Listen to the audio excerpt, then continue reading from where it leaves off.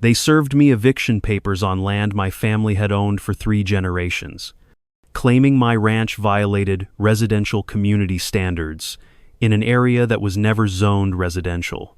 The woman in the expensive blazer smiled as she handed me documents that looked official but contained enough legal errors to fail a first-year law student.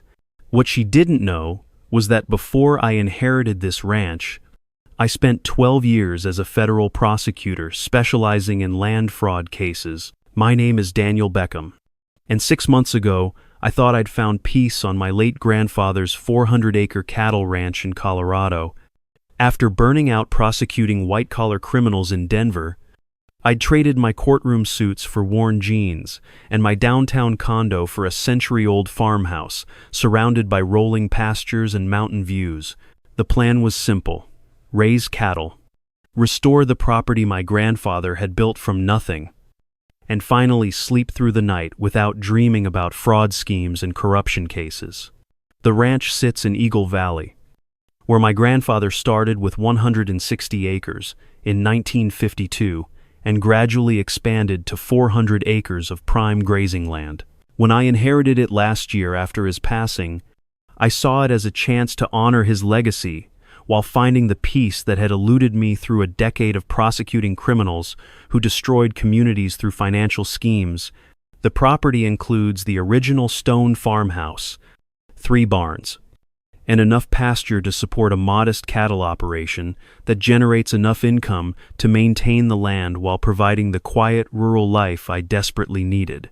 What I didn't expect was that my peaceful retirement would collide with the kind of organized fraud I'd spent years prosecuting, this time wrapped in the innocent-sounding language of homeowner association, governance, and community improvement. The scheme was sophisticated enough to fool most people, but they'd made the mistake of targeting someone who understood exactly how these operations worked and had the professional network to dismantle them completely. Everything started 3 weeks ago when I was repairing fence posts along my eastern property line, wearing my usual work clothes of faded jeans and a flannel shirt. When I noticed surveyors working about 50 yards onto my land, they were setting up equipment and taking measurements without any apparent authorization. So I walked over to ask what they were doing. The team leader, a nervous man in his 40s, showed me work orders from something called the Eagle Valley Community Development Authority, claiming they were conducting environmental assessments for proposed residential expansion. The problem was, I'd never heard of the Eagle Valley Community Development Authority, and as someone who'd spent years investigating fraudulent government entities, that name set off every alarm bell in my prosecutor's brain. When I asked to see their permits and authorization documents, the surveyor became evasive and claimed they were working under expedited emergency procedures that didn't require the usual paperwork. That's when I knew I was dealing with something much more serious than confused surveyors. 2 days later, I received a certified letter from Victoria Ashford, identified as president of the Eagle Ridge Homeowners Association, informing me that my property had been incorporated into their community standards jurisdiction and that my ranch operation violated multiple residential zoning requirements. The letter was professionally printed on expensive letterhead and contained enough legal terminology to intimidate most people, but it also contained several fundamental errors in property law that revealed the author's lack of legitimate legal training. Victoria Ashford was someone I'd briefly met at Cooper's feed store the previous month.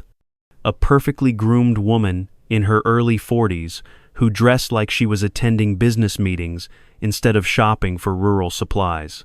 She'd introduced herself as a newcomer to the area who was working to improve community standards and property values, speaking with the kind of practiced confidence that suggested she was accustomed to getting her way through persuasion and social pressure. What struck me as odd during that first meeting was how she seemed to be studying me and asking pointed questions about my background, my plans for the ranch, and how long I intended to stay in the area. At the time, I'd attributed her curiosity to normal new neighbor interest, but now I realized she'd been conducting reconnaissance to assess whether I'd be an easy target for whatever scheme she was running. The violations listed in her letter were comprehensive and completely fabricated. According to Victoria's documents, my cattle operation exceeded noise ordinances that didn't exist. My ranch buildings violated architectural standards that had never been applied to agricultural properties.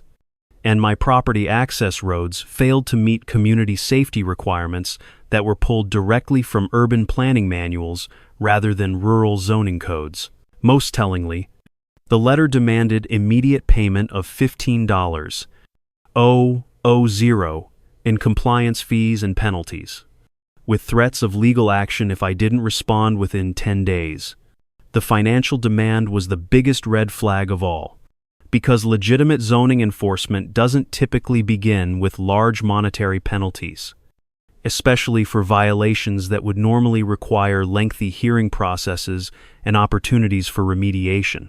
That evening, I called my former colleague Sarah Chen, who now worked in the Colorado Attorney General's office, handling municipal fraud cases.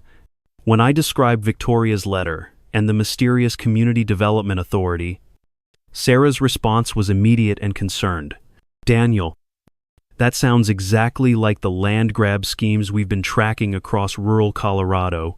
Someone's using fake HOA authority to pressure property owners into selling below market value, usually working with developers who have inside information about future development plans."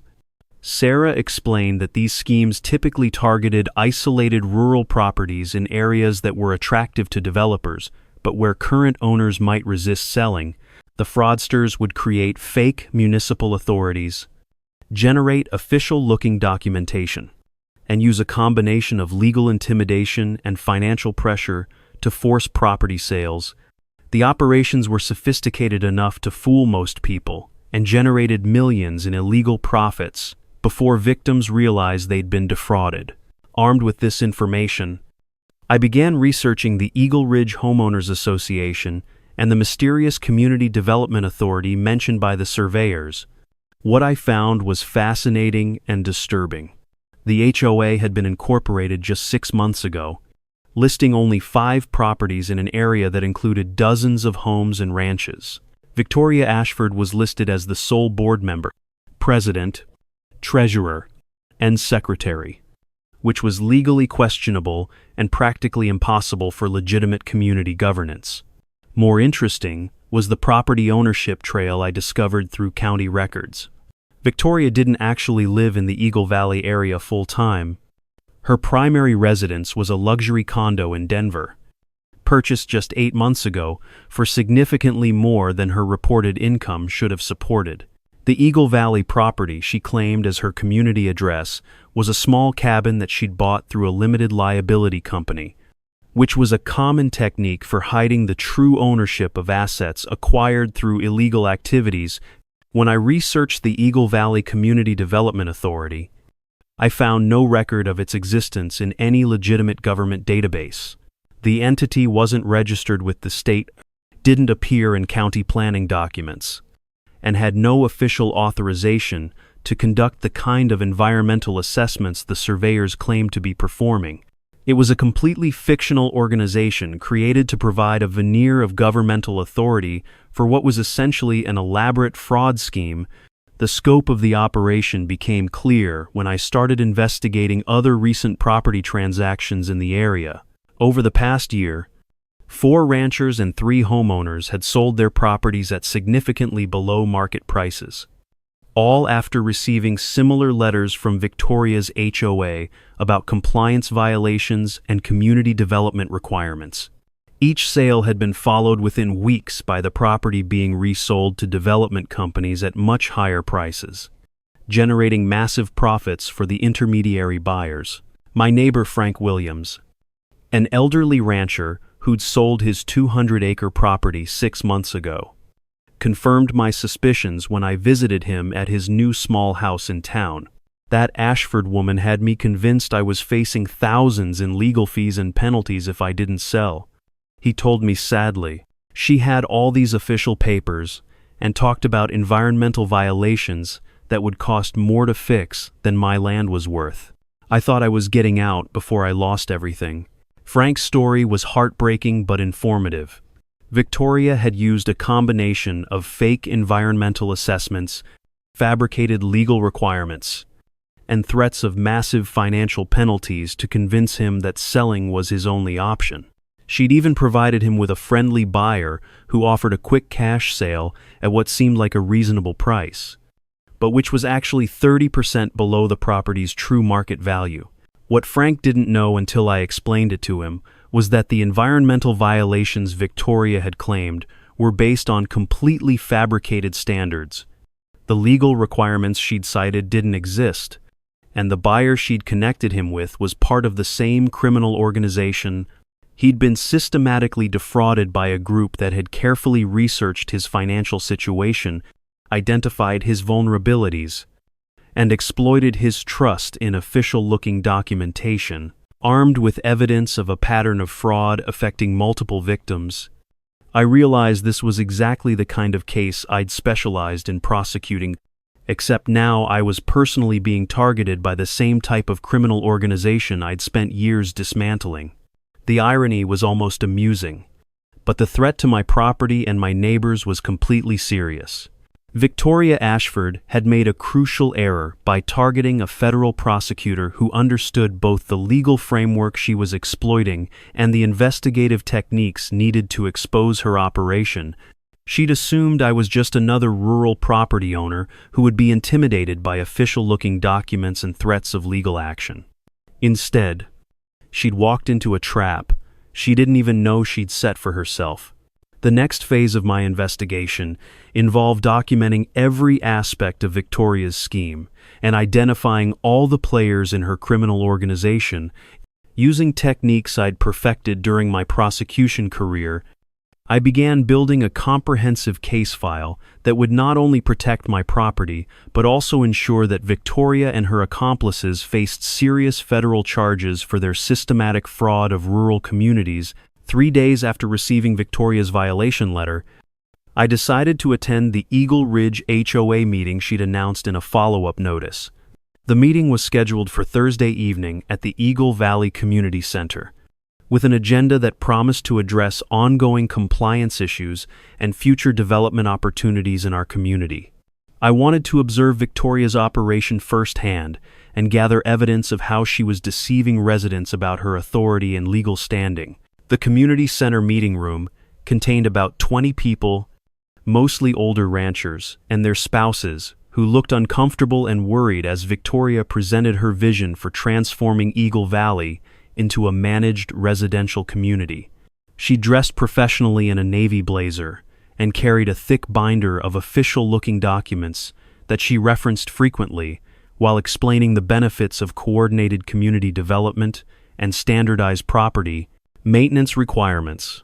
Victoria's presentation was masterfully deceptive, combining legitimate concerns about property values and community growth with completely fabricated legal requirements and development timelines. She spoke confidently about state environmental regulations that would soon require expensive upgrades to rural properties, county planning initiatives that would restrict traditional agricultural activities, and federal programs that offered financial assistance to property owners who voluntarily complied with new community standards. What made her pitch particularly effective was how she mixed real information about rural development pressures with fictional requirements and opportunities that sounded plausible to people who weren't familiar with the actual legal and regulatory framework. She'd clearly researched genuine concerns that rural property owners faced and used that knowledge to make her false claims seem credible and urgent.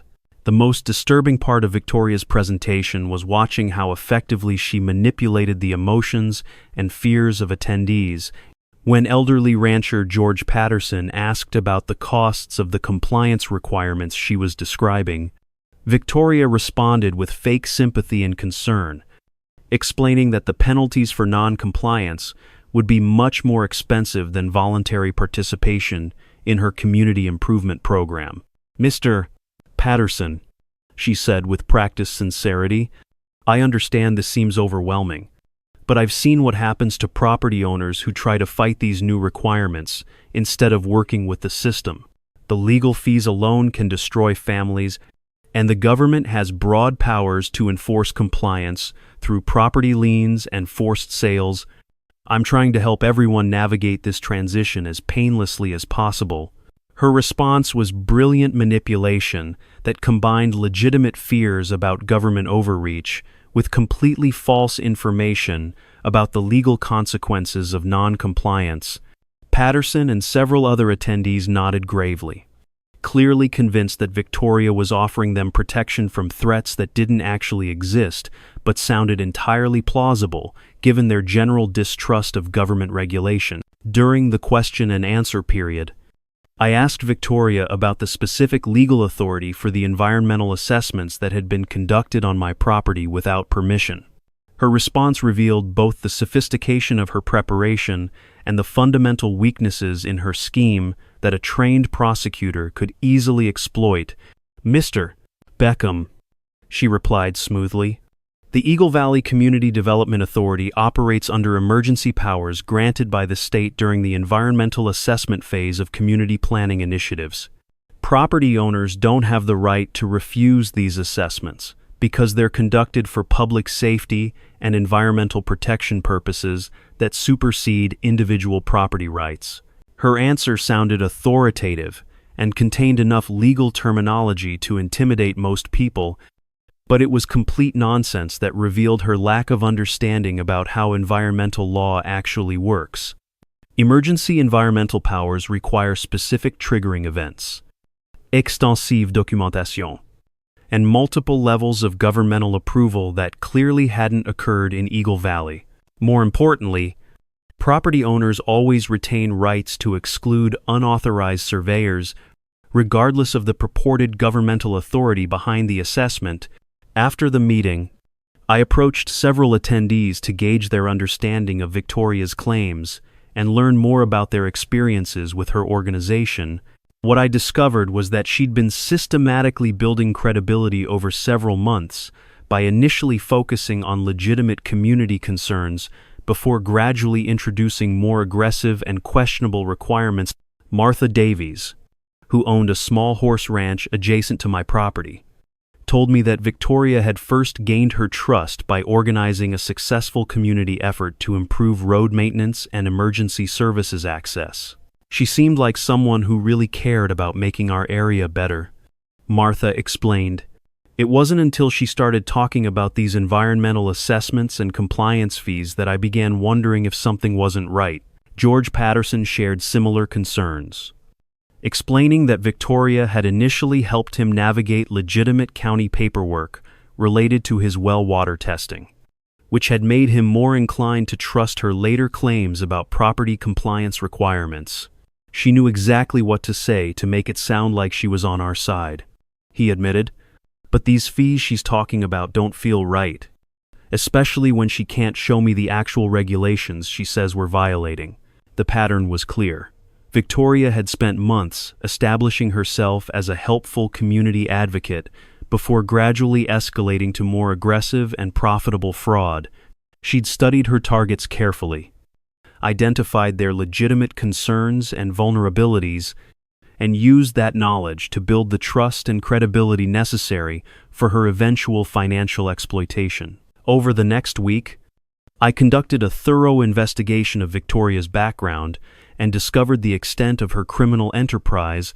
Using law enforcement databases I still had access to through professional contacts, I learned that Victoria Ashford had been involved in similar schemes in 2 other Colorado counties, always using slightly different organizational names and legal pretenses, but following the same basic pattern of fake authority and property pressure. In Jefferson County, she'd operated as the Mountain Community Standards Association and had successfully frauded 6 property owners out of a combined $180,000 in fake compliance fees before disappearing when one victim contacted a lawyer. In Boulder County, she'd used the identity Foothills Environmental Compliance Coordinator and had pressured 12 families into selling their properties at below-market prices before moving on to new territory. What made Victoria particularly dangerous was her ability to research legitimate regulatory frameworks and use that knowledge to create convincing fake authorities that sounded plausible to people who weren't experts in environmental and property law. She'd clearly studied how real government agencies operated and had crafted her schemes to exploit the complexity and confusion that often surrounded legitimate regulatory compliance. More disturbing was the discovery that Victoria was working with a network of accomplices who provided specialized services for her fraud operations. The surveying team that had been working on my property was part of a company called Rocky Mountain Environmental Services that existed solely to provide fake environmental assessments for land fraud schemes. The company had no legitimate business operations and employed people who had been trained to use authentic surveying equipment while generating completely fabricated environmental reports. Similarly, the buyers who had purchased properties from Victoria's victims were all connected to a development company called Eagle Vista Holdings that specialized in flipping rural properties acquired through fraudulent means. The company would purchase properties at artificially low prices from fraud victims, hold them briefly to obscure the connection to the original scheme, then resell them to legitimate developers at market rates, generating enormous profits that were split among the criminal organization. The sophistication of Victoria's operation was impressive from a criminal justice perspective, but it also meant that dismantling it would require coordinated law enforcement action at multiple levels. This wasn't just a local fraud that could be handled by county prosecutors. It was an interstate criminal enterprise that had been operating for years and had generated millions in illegal profits. Armed with comprehensive evidence of Victoria's criminal network, I contacted FBI agent David Martinez, who specialized in interstate fraud cases and had worked with me on several complex white-collar prosecutions during my federal career. When I explained the scope of what I'd discovered, his response was immediate and enthusiastic. "Daniel, you've just handed us the kind of evidence package that takes months to develop, in most cases," he told me during our phone conversation. "We've been tracking similar schemes across multiple Western states, but we've never had someone with your background and access positioned right in the middle of an active operation." Agent Martinez explained that the FBI had been aware of land fraud schemes targeting rural communities, but had struggled to gather sufficient evidence because victims often didn't realize they'd been defrauded until long after the criminals had moved to different jurisdictions. Having a former federal prosecutor document the operation in real time, with access to both the criminal methodology and the victim impact, would allow them to build a comprehensive RICO case that could shut down the entire network permanently. The plan we developed was elegant in its simplicity. I would continue participating in Victoria's scheme while wearing a wire and documenting every aspect of her operation, providing the FBI with real-time evidence of criminal activity while protecting other potential victims. Agent Martinez would coordinate with local law enforcement to ensure that any immediate threats to property owners could be addressed quickly, while building the federal case that would ultimately put Victoria and her accomplices in prison for decades. On the day before Victoria's deadline for responding to her compliance demands, I called her office and requested a meeting to discuss payment options for the penalties she demanded. She agreed immediately, clearly excited about the prospect of collecting $15,000 from someone she believed had been successfully intimidated by her fake authority. The meeting was scheduled for Friday afternoon at her temporary office in Eagle Valley, a rented space in a small commercial building that had been decorated to look like a legitimate government agency. Victoria had invested considerable effort into creating an authentic-looking workspace, complete with official-looking charts, environmental assessment equipment, and a reception area staffed by someone who appeared to be a genuine administrative assistant. When I arrived wearing the wire provided by Agent Martinez, Victoria greeted me with professional warmth and led me into a conference room where she'd prepared a detailed presentation about compliance options and payment plans. She was dressed impeccably in a charcoal suit that probably cost more than most rural families spent on clothing in a year. And she carried herself with the confidence of someone who'd successfully completed this performance dozens of times before. "Mr. Beckham," she began, "I'm glad you've decided to work with us on resolving these compliance issues. Too many property owners try to fight the system and end up losing everything when they could have protected their investments through reasonable cooperation with community standards." Her opening statement was perfectly crafted to reinforce the narrative that I was making a wise decision by capitulating to her demands rather than risking the fictional consequences she'd threatened. She spoke as if the environmental violations and community standards were established facts rather than complete fabrications, using language that would make anyone unfamiliar with the actual law believe they had no choice but to comply. Victoria then presented what she called a compliance resolution package that would allow me to address all outstanding violations through a single payment of $15, Ling, followed by monthly community improvement assessments of $500. The package included fake environmental remediation services, fictional architectural compliance consultations, and fabricated ongoing monitoring requirements that would generate continuous income for her organization.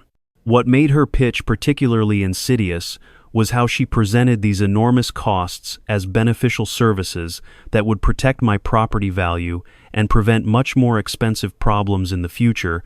She had charts showing how compliance with community standards had improved property values in other areas.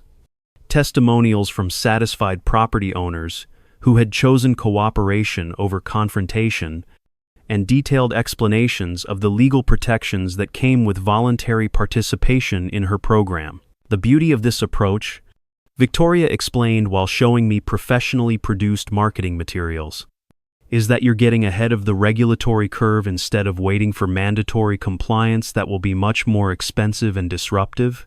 Property owners who work with us voluntarily always come out ahead financially, compared to those who try to fight the inevitable. Her entire presentation was based on the premise that the regulatory changes she was describing were real and inevitable, when in fact they were complete fabrications, designed to create artificial urgency and justify the enormous costs she was demanding. She'd clearly spent significant time and money developing materials that would convince reasonable people that compliance was both necessary and beneficial. During our conversation, Victoria made several statements that provided perfect evidence of her criminal intent and methodology. When I asked about the legal authority for the environmental assessments on my property, she confidently described procedures that didn't exist and cited regulations that had been fabricated. When I questioned the costs of her compliance package, she explained how the fees were calculated based on property values and violation severity, using criteria that had no basis in actual law. Most damaging to her case, Victoria explicitly admitted that property owners who refused to participate in her compliance program would face escalating legal pressure until they were forced to sell their properties. "We don't want to see anyone lose their family land," she said with fake sympathy, "but the government has broad powers to enforce community standards, and we can't protect people who won't protect themselves."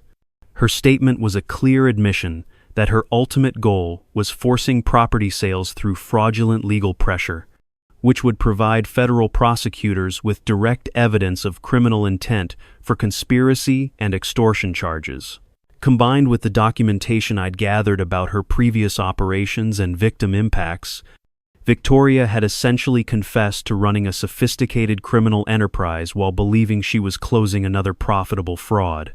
At the conclusion of our meeting, Victoria provided me with detailed payment instructions and compliance documentation that would serve as additional evidence of her criminal operation. She was clearly confident that she'd successfully intimidated another victim into compliance and was already planning how to use my property as a stepping stone to pressuring other area landowners. What Victoria didn't know was that Agent Martinez and his team had been monitoring our conversation and were already coordinating with local law enforcement to execute search warrants on her office, here Denver residence, and the properties of her known accomplices, the evidence I'd gathered over the past 3 weeks, combined with the recordings from our meeting, provided sufficient grounds for federal charges that would dismantle her entire criminal network.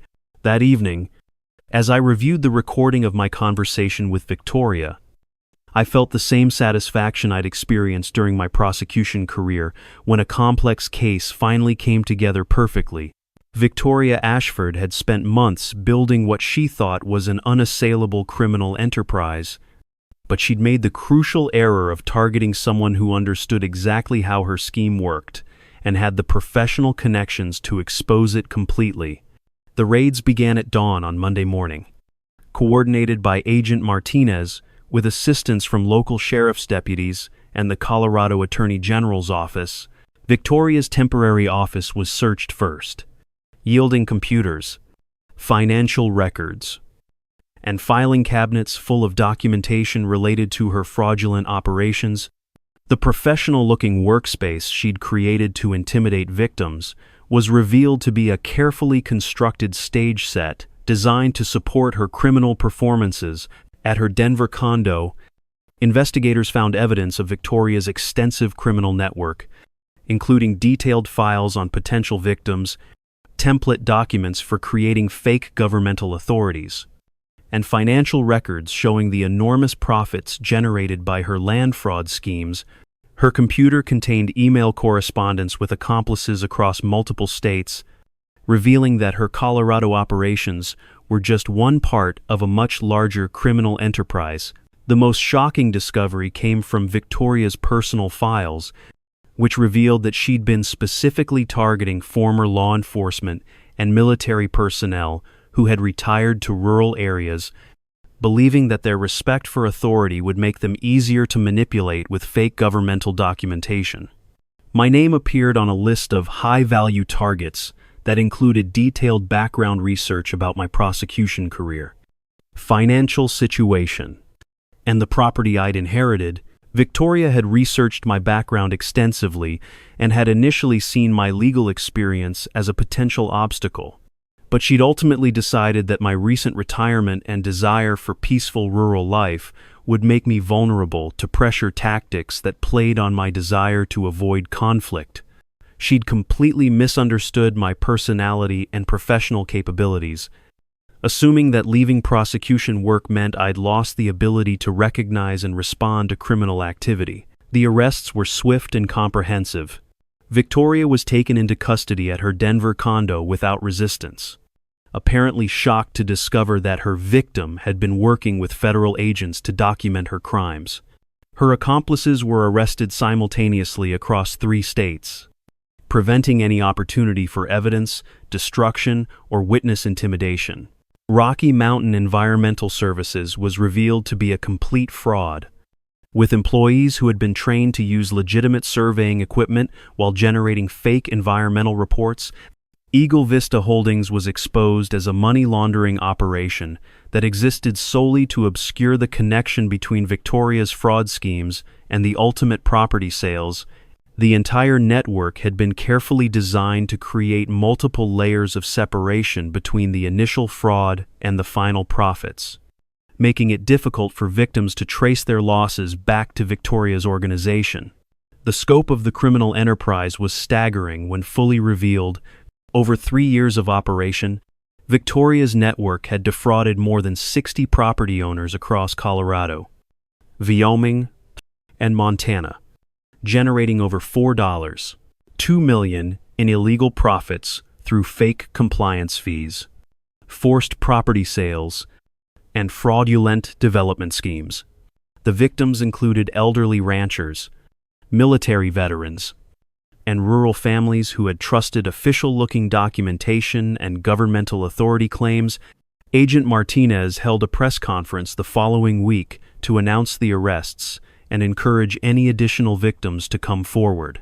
The response was overwhelming, with dozens of families contacting the FBI to report similar experiences with fake governmental authorities and property compliance schemes. The investigation revealed that Victoria's operation was part of a national trend of rural land fraud that had been targeting isolated communities where residents had limited access to legal resources and expertise. For me personally, the resolution of Victoria's scheme meant that my ranch was completely secure and that I could finally enjoy the peaceful rural life I'd been seeking. The stress of dealing with fake legal threats and property violations was replaced by the satisfaction of knowing that I'd helped protect dozens of families from losing their homes and life savings to criminal fraud. The criminal trials that followed provided complete vindication for all of Victoria's victims and demonstrated the effectiveness of federal prosecution when applied to sophisticated fraud schemes. Victoria herself received a sentence of 18 years in federal prison for conspiracy, fraud, extortion, and money laundering.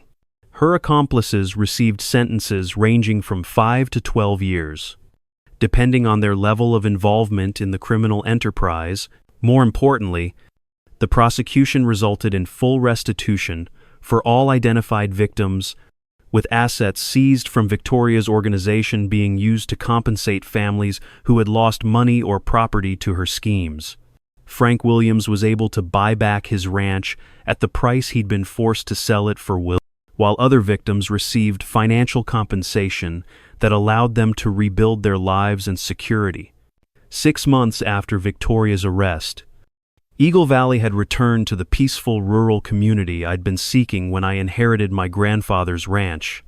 The fake compliance requirements and community development pressures had been revealed as complete fabrications, allowing residents to focus on legitimate community concerns and genuine cooperation rather than manufactured crises designed to generate illegal profits. My own life had found the balance I'd been seeking between my prosecution experience and my desire for rural peace. I continued raising cattle and maintaining the ranch, while also serving as a consultant for federal agencies, investigating similar land fraud schemes in rural communities. The combination allowed me to honor my grandfather's legacy while using my professional skills to protect vulnerable families from the kind of sophisticated criminal operations that Victoria had represented. The lesson from Victoria Ashford's scheme was clear. Criminal enterprises that target rural communities often succeed because victims assume that official-looking documentation and governmental authority claims are legitimate, even when they're completely fabricated. The complexity of modern regulatory frameworks makes it easy for criminals to create convincing fake authorities that exploit people's reasonable respect for law and government. But criminals who base their operations on fraudulent authority make a crucial error when they target someone who understands how real authority actually works. Victoria's sophisticated scheme collapsed completely when she encountered someone who could recognize the legal errors in her documentation, understand the criminal methodology behind her operations, and coordinate with law enforcement to dismantle her entire network. Standing on my front porch this evening, looking out over the same mountain views that had attracted my grandfather to this land 70 years ago, I'm grateful that his legacy of honest work and community protection continues through my own efforts to ensure that Eagle Valley remains a place where families can build lives without fear of criminal exploitation. Victoria Ashford learned the hard way that some people aren't as easy to intimidate as they appear, especially when you're foolish enough to try land fraud on a federal prosecutor. The success of Victoria's prosecution had unexpected consequences that extended far beyond Eagle Valley. Within weeks of the press conference announcing her arrest, I began receiving calls from rural communities across the western United States, reporting similar schemes involving fake governmental authorities and property compliance fraud. The FBI had uncovered what appeared to be a widespread criminal network, with operations spanning dozens of communities, all following variations of Victoria's basic methodology. Agent Martinez asked me to serve as a consultant on these related investigations, traveling to affected communities to help identify fraudulent documentation and interview victims who had been too intimidated to come forward initially. What I discovered was that Victoria's operation had been part of a much larger criminal enterprise that had been systematically targeting rural America for over 5 years. generating tens of millions in illegal profits while destroying hundreds of families' financial security in Montana. I worked with the Cascade County Sheriff's Department to investigate a scheme involving fake federal environmental compliance officers who had been pressuring ranchers to pay enormous fees for mandatory water quality assessments. The operation had collected over $300,000 from 12 families before one victim's son. A lawyer from Billings recognized the fraud and contacted authorities. The documentation was nearly identical to Victoria's materials, suggesting coordination at a national level. The Wyoming investigation revealed perhaps the most sophisticated variation of the scheme, where criminals had created an entire fake federal agency called the Western Regional Agricultural Compliance Authority, complete with government-style websites, official vehicles, and uniforms that closely resembled those worn by legitimate federal inspectors. They had successfully convinced 47 ranching families to pay compliance fees totaling over $800 before a retired EPA engineer recognized that the regulations they were citing didn't exist. What made these schemes particularly effective was how the criminals had studied legitimate regulatory frameworks and used that knowledge to create believable fake authorities that exploited rural residents' unfamiliarity with Byzantine complexity of modern environmental and zoning law. They understood that most rural property owners had legitimate concerns about government overreach and used those fears to make their fabricated requirements seem not only plausible but inevitable. The psychological manipulation was sophisticated and cruel, in community after community. I interviewed elderly ranchers who had spent sleepless nights worrying about losing family land that had been in their families for generations, believing they faced thousands of dollars in penalties for violations that existed only in the criminal's imagination. Many had developed anxiety and depression from the stress of dealing with what they believed were legitimate governmental threats to their way of life. Mary Patterson, an 82-year-old widow in Sheridan, Wyoming, broke down crying as she described how fake environmental compliance officers had convinced her that her late husband's irrigation system violated federal water regulations and would require $25,000 in modifications to avoid criminal prosecution. She had been preparing to sell the ranch her family had owned since 1923 when the FBI investigation revealed that every document she'd been shown was fraudulent. I kept thinking about my husband turning over in his grave if I lost the land he worked so hard to build. She told me through tears. These people made me feel like a criminal for trying to keep water flowing to my cattle. They had badges and government vehicles and talked like they knew every law that applied to my property. How was I supposed to know they were lying about everything? The investigation revealed that the criminals had invested significant resources in creating authentic-looking props and documentation, including vehicles painted to resemble government fleet cars, uniforms that closely matched those worn by legitimate federal employees, and identification badges that would fool most people who weren't specifically trained to detect forgeries. They had essentially created mobile theatrical productions designed to convince rural residents that they were dealing with legitimate governmental authority. The financial recovery process took months, but ultimately resulted in significant restitution for most victims. Assets seized from the criminal network included luxury homes, expensive vehicles, investment accounts, and business properties that were liquidated to compensate families who had lost money to the schemes. The federal government also created a victim assistance fund that provided additional support for families whose losses exceeded the available seized assets. Frank Williams used his restitution payment not only to buy back his ranch, but also to establish a community education program about fraud prevention that has since been implemented in rural communities throughout Colorado. I want to make sure no other family goes through what we experienced, he explained during the program's launch. These criminals count on people being embarrassed about being fooled, but there's no shame in trusting official-looking documents when you don't have reason to suspect fraud.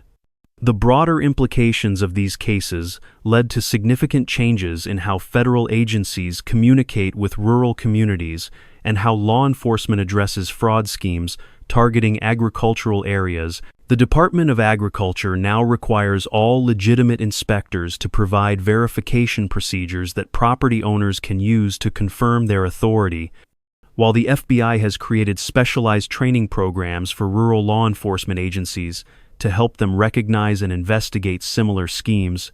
My own role evolved from victim to consultant to advocate for rural fraud prevention, working with federal agencies and agricultural organizations. I help develop educational materials that teach rural property owners how to recognize fraudulent governmental claims and verify the legitimacy of inspection and compliance demands. The programs emphasize that legitimate government agencies welcome verification requests and provide clear procedures for confirming inspector credentials and regulatory requirements. The most rewarding aspect of this work has been seeing communities become stronger and more resilient through education and cooperation. Eagle Valley now has an informal network of residents who share information about suspicious activities and support each other when dealing with legitimate governmental requirements. The fear and isolation that Victoria had exploited have been replaced by community solidarity and shared knowledge that makes future fraud schemes much more difficult to execute. Looking back on the entire experience, I realized that Victoria Ashford's scheme succeeded for so long because it exploited fundamental weaknesses in how rural communities interact with governmental authority. The complexity of modern regulations, combined with the traditional rural values of respecting authority and solving problems independently, created perfect conditions for criminals who understood how to manipulate those cultural dynamics. The solution isn't for rural residents to become suspicious of all governmental contact, but rather to understand that legitimate authorities welcome verification, and that protecting community members from fraud schemes requires the same kind of cooperation that rural communities have always used to address other challenges. Victoria's greatest mistake was believing that prosecutorial experience could be intimidated by fake authority. But her scheme's ultimate failure demonstrated that communities working together with law enforcement can dismantle even sophisticated criminal enterprises. Today, as I work cattle on the same pastures my grandfather developed 70 years ago, I'm reminded that protecting this land and way of life requires vigilance against threats that evolve with changing times. Victoria represented a modern form of the land grabbers and swindlers that have always threatened rural communities. But she also proved that traditional values of community cooperation and mutual protection remain our most effective defense against those who would exploit our trust and destroy our way of life.